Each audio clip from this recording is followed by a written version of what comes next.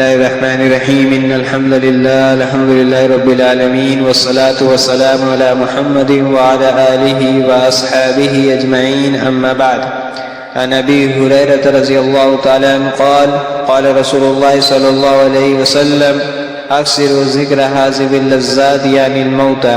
حضرت ابو ہریرہ رضی اللہ تعالیٰ عنہ سے روایت ہے کہ اللہ کے رسول صلی اللہ علیہ وسلم نے ارشاد فرمایا، لذتوں کو توڑنے والی چیز یعنی موت کو کثرت سے یاد کیا کرو.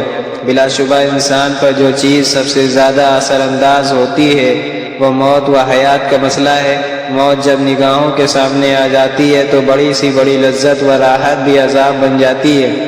آپ صلی اللہ علیہ وسلم نے ایک مرتبہ لوگوں کو کھلکھلا کر ہنستے ہوئے دیکھا تو فرمایا کہ موت کو زیادہ یاد کیا کرو. پھر فرمایا کہ قبر ہر روز پکارتی ہے کہ میں مسافرت و تنہائی کا گھر ہوں، میں مٹی اور کیڑوں کا گھر ہوں.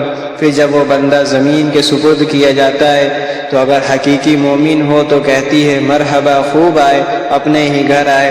پھر وہ زمین حد نگاہ تک کشادہ کر دی جاتی ہے. اور جب کوئی سخت بدکار یا ایمان نہ لانے والا آدمی زمین کے سپرد ہوتا ہے تو زمین ہر طرف سے اس کو دباتی ہے، یہاں تک کہ اس کی پسلیاں ادھر سے ادھر ہو جاتی ہیں اور اس پر 70 اژدہے مسلط کر دیے جاتے ہیں جو قیامت تک اس کو نوچتے رہیں گے. اعاذنا اللہ منہا. بندے کو آخرت کے اپنے انجام سے کبھی غافل نہ ہونا چاہیے اور موت و قیامت کو یاد کر کر کے مستقل اس کا علاج کرتے رہنا چاہیے کہ یہ تیر بہدف علاج ہے. صحابہ کرام رضی اللہ تعالیٰ عنہم اجمعین میں جو تقویٰ، خوف خدا اور فکر آخرت تھی وہ آپ صلی اللہ علیہ وسلم کے اسی طریقے علاج کا نتیجہ تھی. اور آج بھی یہ اوصاف ان بندگان خدا میں نظر آتے ہیں جنہوں نے موت اور قبر کی یاد کو اپنا وظیفہ بنا رکھا ہے. حدیث میں آپ صلی اللہ علیہ وسلم نے فرمایا ہے، من احب لقاء اللہ احب اللہ لقاءہ. جو اللہ کی ملاقات کا متمنی رہتا ہے اللہ تعالیٰ بھی اس کی ملاقات پسند فرماتے ہیں.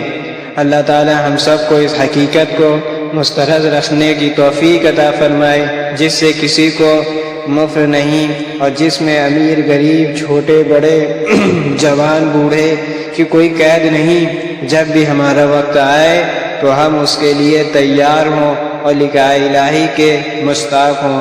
آمین. وآخر دعوانا ان الحمد للہ رب العالمین.